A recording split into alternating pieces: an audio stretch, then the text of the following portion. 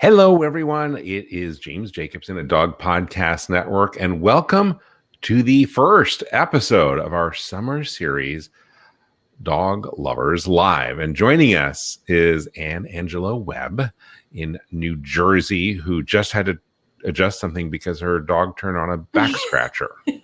Back and massager, welcome to the yes. show. I think that's a very talented dog. I know, right? She just wants a massage, and she doesn't want me to do it apparently because she wants the electronic thing. So, Or she's sending you little Right, messages like hint. this is subliminal stuff, Mom. Yeah. I need a belly rub. Exactly. I love it. So you are in New Jersey. Right now, yes. Don't know if we'll be here forever. We're actually trying to get out of here. So if you're watching this in a few months, look up where I am. I'm not necessarily in New Jersey. Okay, where do you think you might be moving to? We're not 100% sure. We're looking maybe Carolinas, maybe somewhere warmer and south, maybe Texas. We're not sure yet, but. And when you say we, who is the we? Oh, well, it's my husband and 2 dogs and my kitty. Okay. And Cheyenne and Gracie. Because we care a lot about the dogs here. We'll talk about the kitty if we need to. Yeah. Who are your dogs? Kane and sorry, a little irritating. Abel. Right. He actually didn't come with that name, but Kane and Cheyenne, or he came with the name Kane, I should say. We didn't name him that. Kane is the German Shepherd. Cheyenne is a fluffy mix, and Gracie is the kitty cat. Gracie. Okay. Well, the reason we wanted to invite you on today is because you are an animal intuitive, and you have the Intuitive Animal channel on YouTube.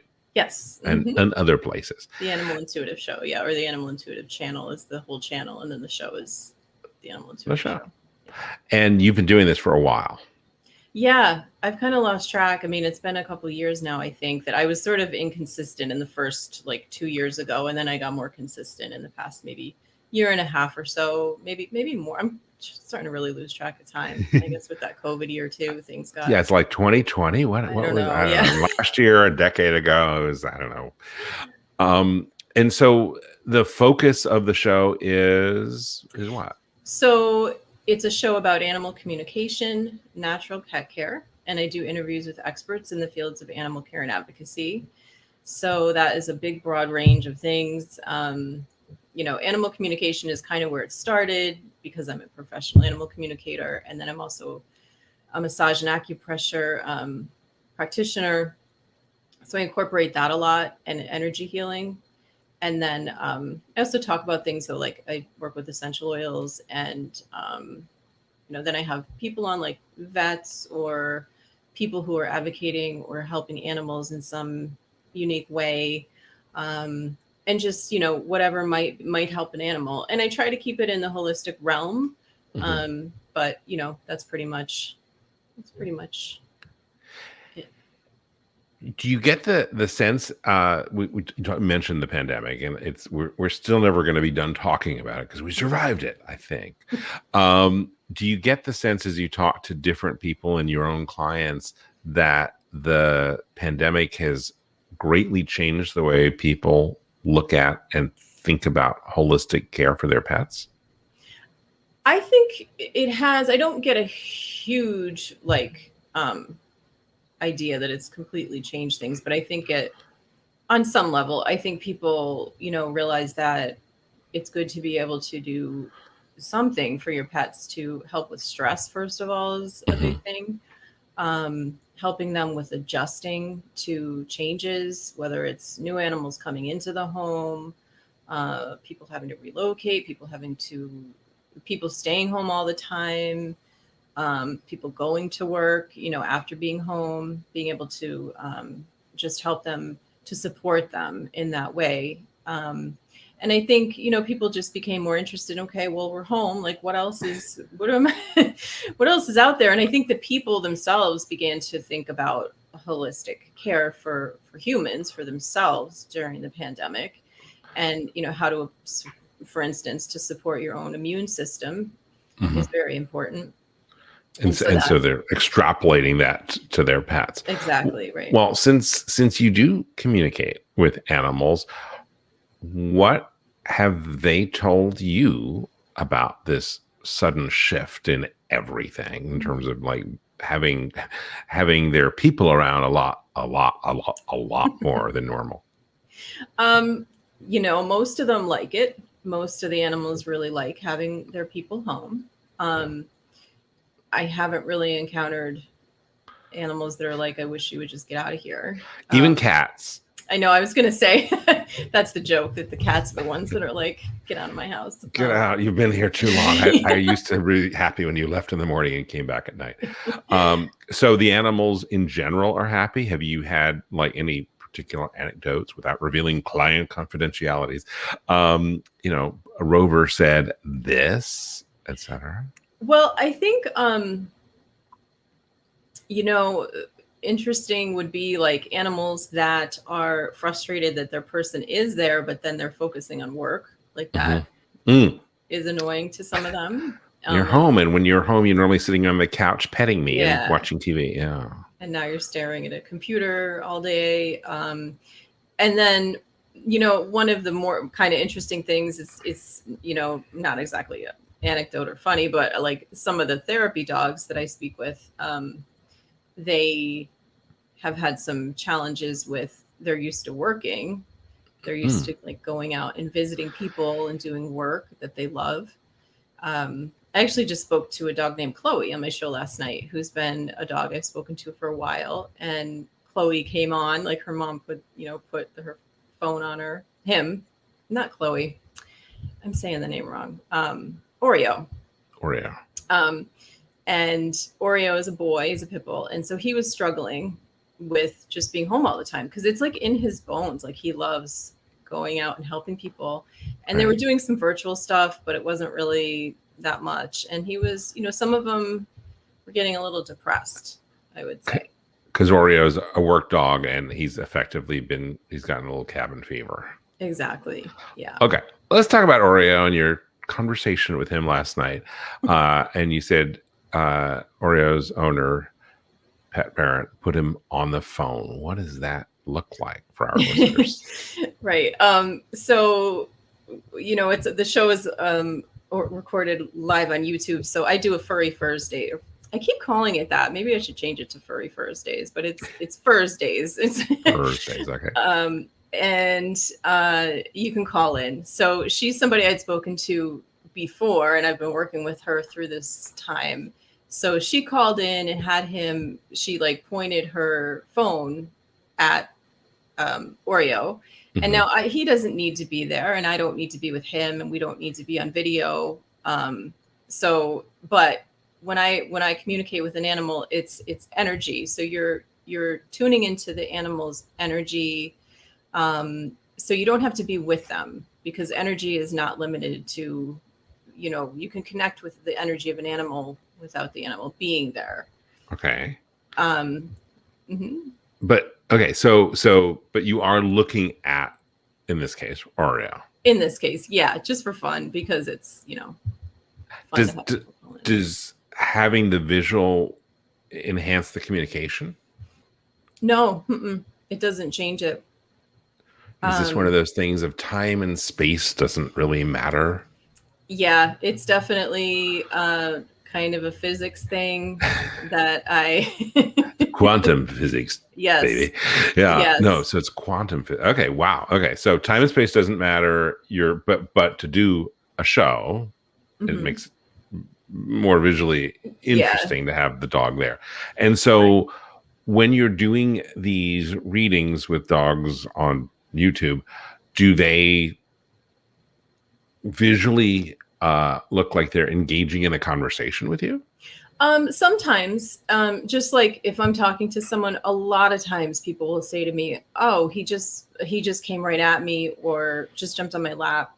They engage, in that way. So a lot of times, even on the show, they will start to come towards the person, or he was really hamming it up. Like he's funny. He's really cute. He's really funny. He was rolling around and but he knew that he was being sort of put on. He gets the sense that he's being watched. Like he gets, the idea that this is like, and it's fun. And so he was hamming it up for sure.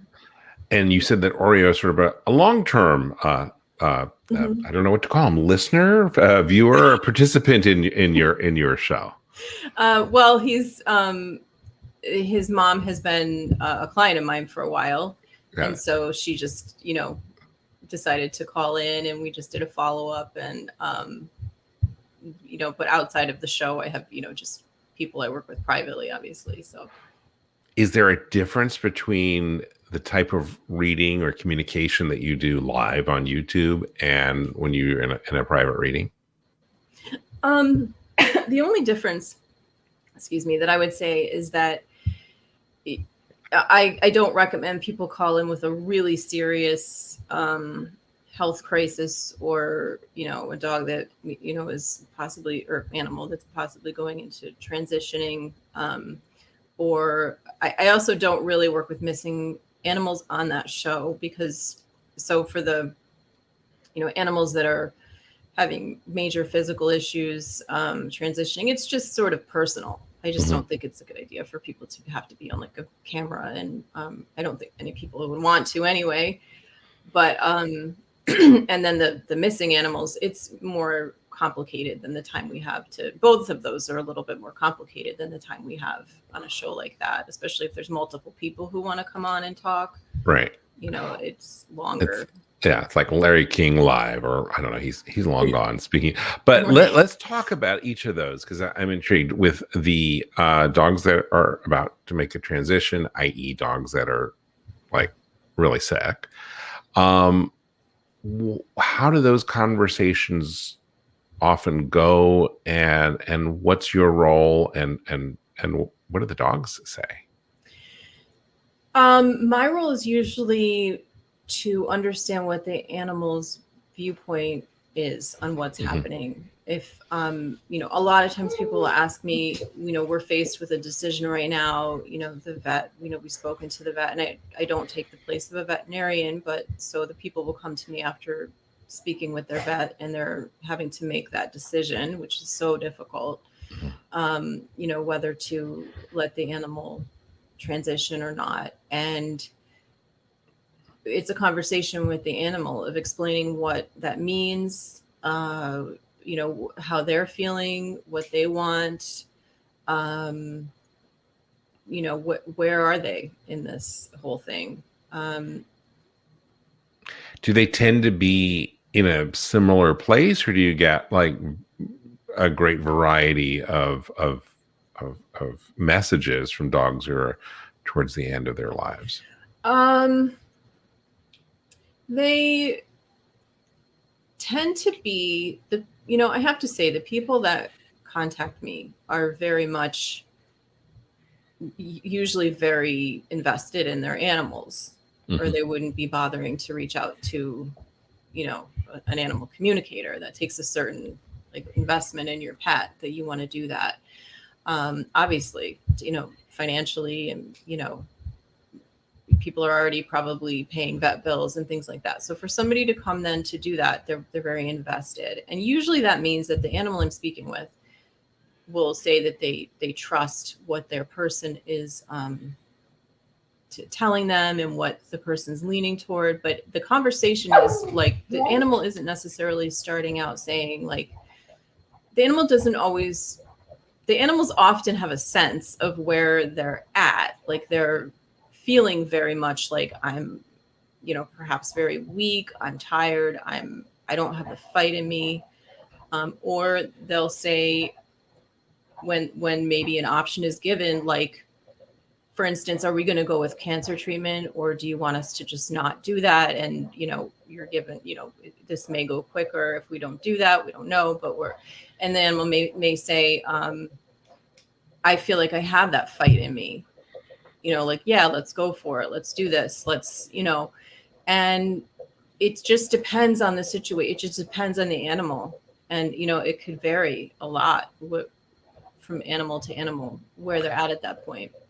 A lot of listeners to this and to various shows that we have on Dog Podcast Network have dealt with or are dealing with a dog with cancer, because we do a show called Dog Cancer Answers every week. And let's talk a little bit about that. Are the dogs that you connect with who have cancer, are they different than dogs who have other diseases? Do they know what's going on, or again, is it just really on an individual case by case basis? They all understand that something's going on physically. I wouldn't say I have any. They're like, I don't even have a clue that there's anything wrong with me. They usually can identify that they're feeling something, that something's different, how it's feeling. Animals that have cancer, I'm thinking of, without having spoken to people that I can think of about talking with them, I'm thinking who I've talked to recently that have given me permission. Yeah, so I feel like they're not different. It doesn't really matter what the condition is. I find that they're just talking about what exactly they're feeling emotionally, physically, energetically, how invested the animal is in staying here. And sometimes it's a matter of what the person's going through can really affect how the animal's responding. So if an animal's Talk about that. like sensing that the person is holding on and doesn't want them to go, sometimes that's what the conversation is about, helping through that process. So the animal saying, I think it's time for me to go, but I feel that you are not ready for me to go. That definitely happens. Yes. Okay. And so the animals, because they are loyal, will stick around maybe longer than is best for them. Yeah, I mean, I think, animals are so giving and loving, and, they're so caring about us and loyal to us and attached to us. And so they're often just not feeling that they can move on. I mean, sometimes it's a process of consciously wanting to get the human through it. And the conversation is very helpful to them, because then they can talk to the person about, like, I am ready to go. So does the caller or the client kind of know that they just want to get through it? They want to give their pet permission to move on, but that communication solidifies that? Yeah, that's a good way to put it. Yeah, it helps to just have that conversation and talk about it, and so that they know for sure. Do you ever find that pets are reluctant? Do they ever say, like, please do more for me? You're not doing enough. I need more care. Yeah, I mean, I have animals that say I have fight in me. And sometimes what it is it's just an intuitive hit, I'll call it, where it's not necessarily the animal knows about different modalities, right? But I'll be talking to the animal. Change your protocol. Yeah. But I'll be talking to the animal and just intuitively feeling like, and again, not a vet, not telling them what to do as far as treatment, and always discuss it with a vet, but feeling that a particular thing is going to help them, whether it's like acupuncture or it's some kind of essential oils or herbs. Sorry. I am not a pet communicator, but I can communicate with your dog. He's saying, like, massage. Or UPS. I can't quite tell the difference. I think it's don't come in my home right now. I think it's actually like a ice cream delivery. One of those trucks going down the street. You have ice cream, the music? Yeah, I think that's what it is. Now, you see that we have a phenomenon going on. I don't know if you can hear it. Yeah. I have my dogs who are somehow listening to your dogs, even though they're talking and to so each other. This is like interspecies dog communication over 6,000 miles. Yeah, cool. It's turned into their show. They're taking over. Dogs are taking over. Okay, before we get to ice cream and more fun subjects, let me ask you about this concept of death. Do dogs other pets, but we'll do dogs. Do dogs tend to be understanding of what the end is, and what are their views? They tend to say things like, I know that I'm going into another like plane, that I'm getting out of this body. They get that concept. They get that sometimes we have to explain to them about like, you're not going to feel pain there. Sometimes that's part of the conversation. But they tend to have a sense of it, either from other animals that they've known that have crossed over, that they've sensed it, they've seen it, they're aware of it. They tend to have an idea of it. And a lot of times, even when they're in that state at the very end, a lot of times they're sort of floating like in and out of their bodies. And that happens quite Their consciousness, often. or what do you mean floating? It's like their spirit. They're not completely in their body. They're kind of coming in and out. And to some extent, I don't have the words to explain what exactly that means on the other side, because I've never been there. It's only what I can intuit from them, or get from how I pick it up, how I view it and feel it, and the information I get from them. But it's like they're floating out in. In what way is that analogous to humans towards the end? I have gotten the feeling that does happen with humans in the end. Yeah. That there's something going on, that there's some kind of thing opening, that there's a connection to the other. Okay. Now, so for those who are still watching, who are like, what the heck is this woman talking about? Talking to animals and talking about these really deep things. I understand, like, the dog wants a belly rub. The dog doesn't want the ice cream man to come by, but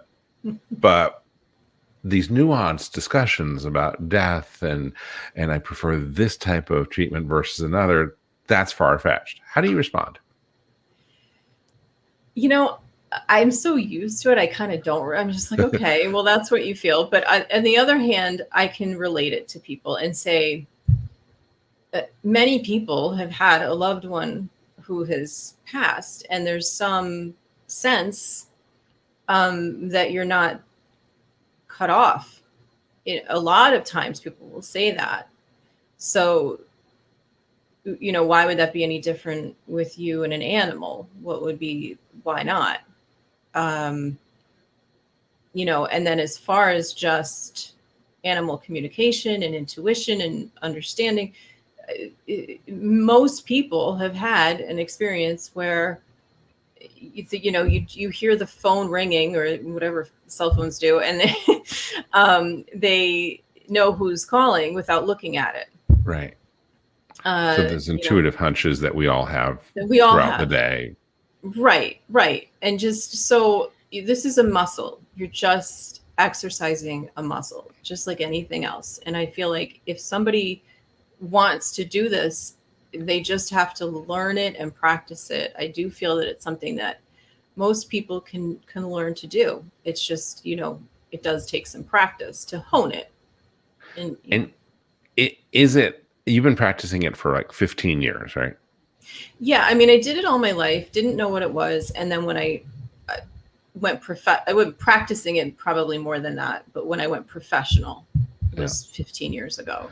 So you said all your life. So you were a little girl, and what experience did you have where you realized, like, I am communicating with the animals? So I didn't know that. I didn't call it that at that time. Right. What'd you call it? What'd you think of it as? I just knew what Dolly was thinking, my fluffy cat. Tell me about Dolly. How old were you when your first memories of like Dolly's thoughts? Oh gosh. My memory of Dolly and knowing what she was feeling, which was terror a lot of the time. I have an older brother, and then he'd have friends over. Ooh.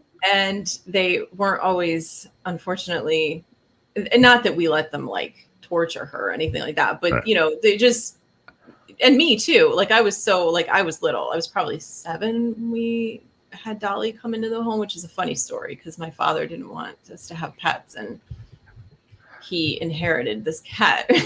Oh, he literally inherit from a relative. It was a client of his. He was a lawyer, and his client passed away, an elderly lady, and she just sort of didn't have family or anything. And it was like, well, here, you deal with this house with all this stuff. And it was like his job. And I'd been begging for a cat or a dog, both, for years. And it was like, well, I guess, you're getting a cat. So yeah, but Dolly was bothered by a lot of,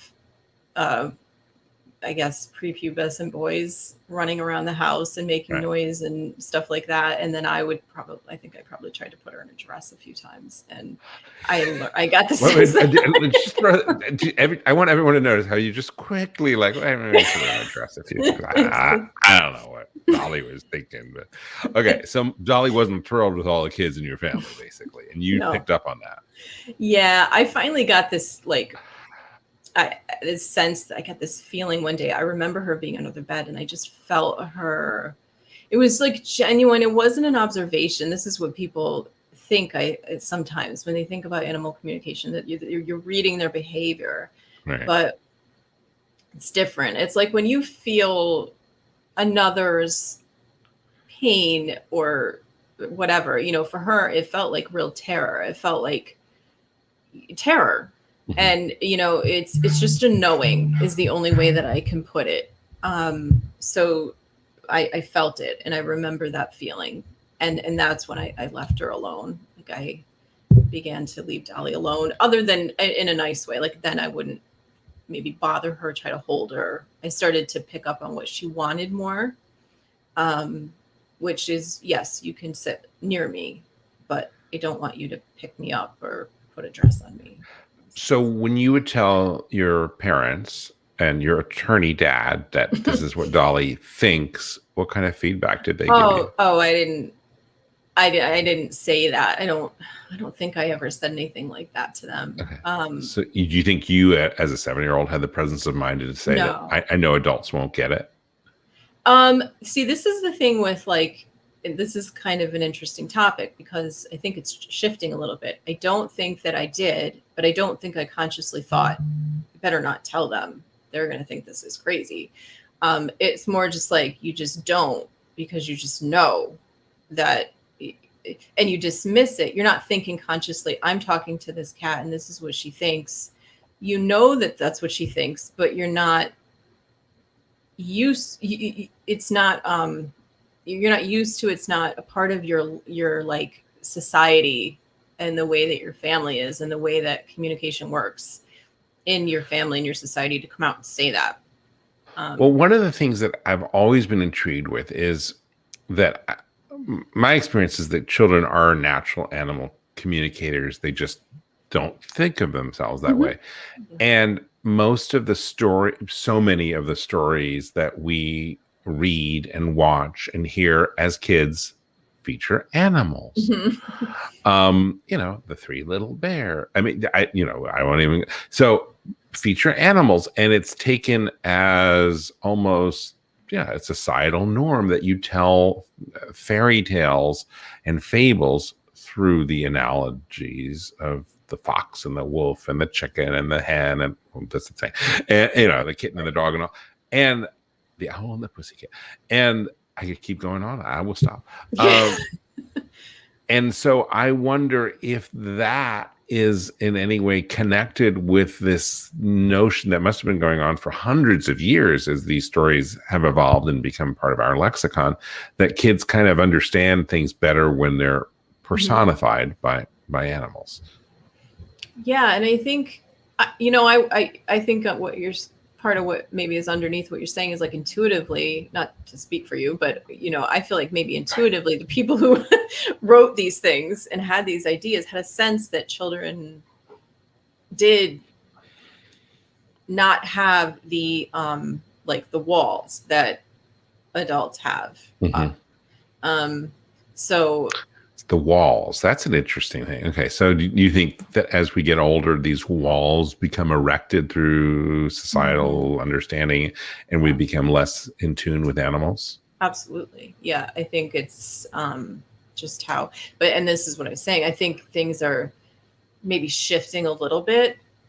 Um, I'm getting that sense How from, so? well, for instance, I was invited to teach a children's animal communication course at a camp um, for children who want to learn about like nature, connecting to, and animal communication was the top requested class of the parents because the children were interested in that. And so What age group are these kids? um all like young to teenagers, Okay. all ages.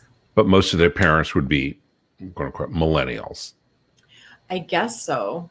Okay. I guess so. I'm not sure. Well, I mean, to 18, like a 17, 15, 16-year-old teenager. I don't So, know. but younger people are, I mean, so something is changing in society where these parents or these progressive parents in New Jersey, is this, This is the camp is in Maine. This was a uh, distance thing she's doing. well, well, everything's So possible in summer camp these days. You never have to leave your home, I yeah. guess, and go to summer camp. Yeah. So these parents said that, or the kids who are the campers said this was their most wanted program Most to take. requested. Yeah. She was kind of like randomly asked by people multiple times, different people, if she had anybody doing this. And then we connected through a client of mine. Yeah. And so we have that coming. If anybody's interested, let me know. You can always, I think you'll have my How is information. that? Yeah, well, I think we'll definitely share the links in the somewhere connected to the show, and then on your website. Let's give your website. When's a good time to do that? Oh, What's your thank you. website? IntuitiveTouchAnimalCare.com Okay, is the website. intuitivetouchanimalcare.com, and you can learn about the camp. What do you have planned for the camp? So these classes, actually, we had them set to start in late June, and Uh, all these people were so interested, but then because everything lifted with COVID, they were like, "Oh, we're all I going don't want to be away." in front Like of a we're screen. right. They all wanted to take it. So we've pushed it off. I think we're trying to set up something for maybe the end of the summer, possibly even like a fall thing. So we're taking But names right now. Like that's what's basically planned? I mean, how are you going to teach these kids how to better communicate with uh-huh. animals? Well, so through video. So I'm teaching it very similar to the content to what I teach adults, which is tools for communicating with animals, but using a little bit different modalities, like more uh, child friendly, especially with the under teens, like the younger kids, like using music and art, stuff like that to Can we do a quick mini lesson here for people who are watching about how you teach this? Sure. I mean, the first most important thing is to make sure that you're looking at your own energy, taking note of it.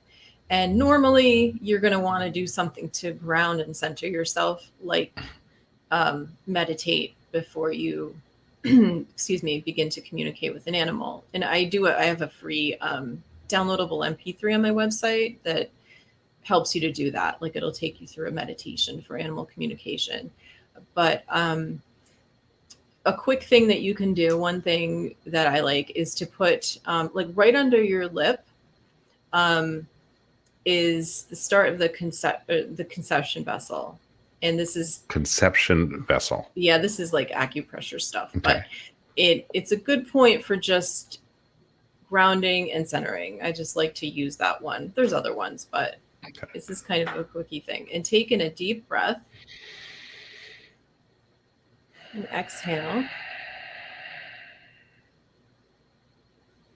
And you're going to want to do that a few more times, but for our purposes, just do it one more time.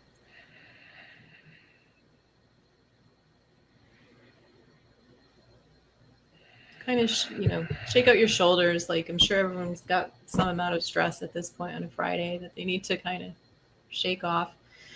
And focus on your heart. So right in the center of your chest. We call it the heart chakra. Taking another deep breath and picture that area. Keep your eyes closed and just envision that as a white light. Beautiful, glowing light, full of love. And now imagine your pet right in that heart space. Picture your pet space. Their adorable, beautiful little face and their eyes looking at you. Feel your connection to them. You know your pet. Feel how they feel to you. Feel how funny they are, how cute they are, how sweet they are, how loving they are.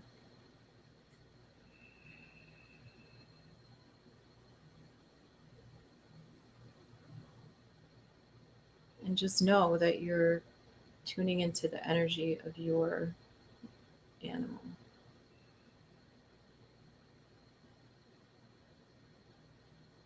And then imagine that white light extending out to your animal, wherever they are, whether you're at home or not, it doesn't matter. And that white light goes to their heart. You're perfectly connected.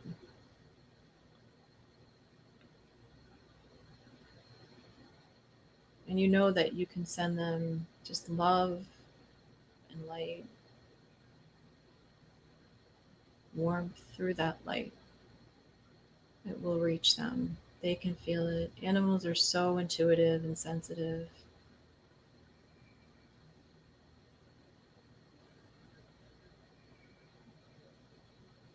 If you want to take it to the next level, you can just sit with that and receive back any information that your animal has for you.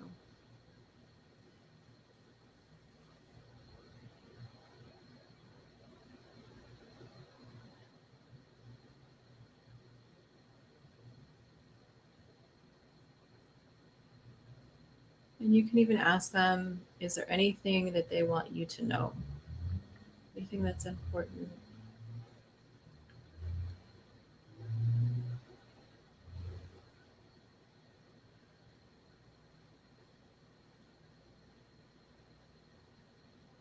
And this is very quick, but just thank them and know that you can always come back to do this at any time.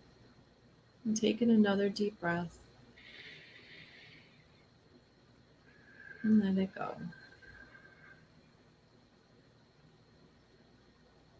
So, James, what did your dog say? So I tuned into one of my dogs who's doing not so great right now with some stuff. We have two senior dogs, and her name is, this one is Rue, and she just reminded me that she loves to run. Freedom was her word. She loves to run and eat. And quality of life, that's her quality of life. That's what she wants, basically. Freedom, running, grass, and eating lots of delicious food. Awesome. Those are good things. Yeah. Karu is her name? Rue. So we Rue. have a Kanga and a Rue. Kangaroo. Okay. Yeah, Got it. so, What kind of dogs do you have? Sorry, they're Maltese. Okay. Okay. So let's touch on something that you, and I'm mindful of the time. We got a few more minutes, but I want to touch on something you mentioned earlier, which is the concept that you can connect with lost pets. How does that work? And how helpful is that? So it's the same connection. It's the same thing. You're connecting with their energy. And again, it doesn't matter that you're not with them. So when I tune in with them, I'm asking them what they're feeling, what they're seeing, trying to get things around them that can help us give us hints and clues. I talked about actually an example of this on my show last night too. But giving us examples of what they see through their eyes. And then what sounds, smells, anything that would be identifiers that would help us to find them. And then in addition to that, I use a map. So online, so I'm looking at the map and trying to get a sense of what direction maybe they've gone in from the last place that they were seen, to help the person know which way to go. In addition to that, part of it is the connection is connecting with them in this way, and I help the people kind of know how to do that, kind of like we just did, and helping the person to understand they've got to really, as best they can, even though it's really hard when someone's pet's missing, but as best as you can, stay grounded, because that's the energy that animals come towards. Sometimes they're kind of hesitant to go to the energy of like stress or chaos, and upset. And that's not to put blame on anyone. Again, it's very difficult to control your emotions when this is going on. But Right. To take the time to just sort of sit, focus on the sense of feeling your animal, sending that light to them, connecting with them, and showing them what you want them to do. And one of the things that, for instance, I tell people to do, depending on where they are, is to help the animal understand that you want someone to see the animal. So if the animal is maybe like hiding in some bushes and they see somebody coming out to their backyard, to step out and let that person see them. Rue just came in. Oh, that happens. So that really happens a lot when we're communicating with them. They just so often will come in. So to let people see them, because then the people hopefully are putting signs up and, trying to get the word out. Also, there's those apps now, like the next door apps and things like that, letting people know that your pet's missing, so that then the people will call you and tell you. So we're trying to communicate to the animal what it is you want the animal to do. It can be telling them, please don't cross this immensely busy road like this, and also getting a sense of just what's going on for them physically. I tell people I can't tell you definitively if your animal is here, like if they've crossed. But I can ask the animal questions like, are you hungry? Do they feel very light to me, or do they feel weighty? Do they feel, like they're not on this plane, essentially? It can be part of the conversation, especially if it's been more than a day or something like that. If it's been. What's the funniest thing an animal's ever told you in one of your readings? I have such a bad memory, so I'm going to go to someone I spoke with today. And I'd never had an animal say this. They said, I'm really attuned to the news, and A news hound. yeah, and I love the news, and I am so aware of what's going on with the news and football and just sports in general. And she said, oh well, she sits on the couch with my significant other all the time, and he always has the news on, and so that's probably why she's saying that, because she's always hearing it. And it was funny to me that she brought that up, like she wanted us to understand that she knows what's going on all the time, and that she's not just passively a well-informed dog. Yeah. clearly a dog whose parents should know about Dog Podcast Network, because then Exactly. Right. absolutely. Well, Anne Angelo Webb, I really appreciate you spending time with us today on the first edition of Dog Lovers Live. Your show is called The Animal Intuitive Show. It's on YouTube. We will post links everywhere. I thank you for spending time with us today. Thank you. I'm honored to be the first guest. This is just a wonderful program. It's just wonderful. So congratulations on this. Well, thank you so much as part of the just part of the podcasts that we have at Dog Podcast Network, and we're trying some experimental things this summer.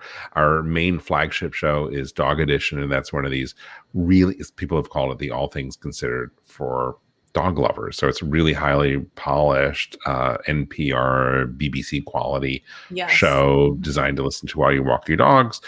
And we just want to try some fun, different things to kind of explore and meet other dog lovers like you who are creating great audio and video content.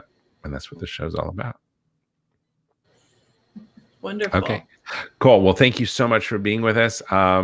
Take care, everyone. Thank you for joining us. If you want to learn more about Dog Podcast Network, just visit our website at dogpodcastnetwork.com. I'm James Jacobson in Hawaii. And as I like to say, at the end of every show, we wish you and your dog a very warm aloha. See you guys.